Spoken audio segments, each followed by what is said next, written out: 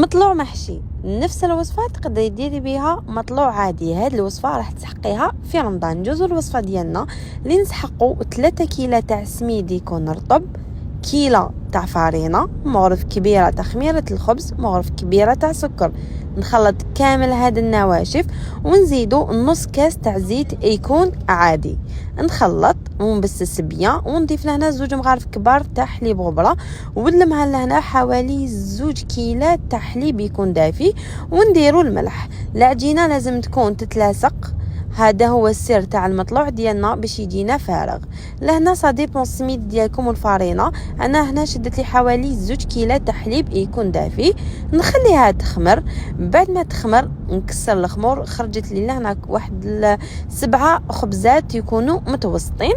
نحل هاك على شكل دائري ونديروا الحشو. هنا الحشو يقعد اختياري.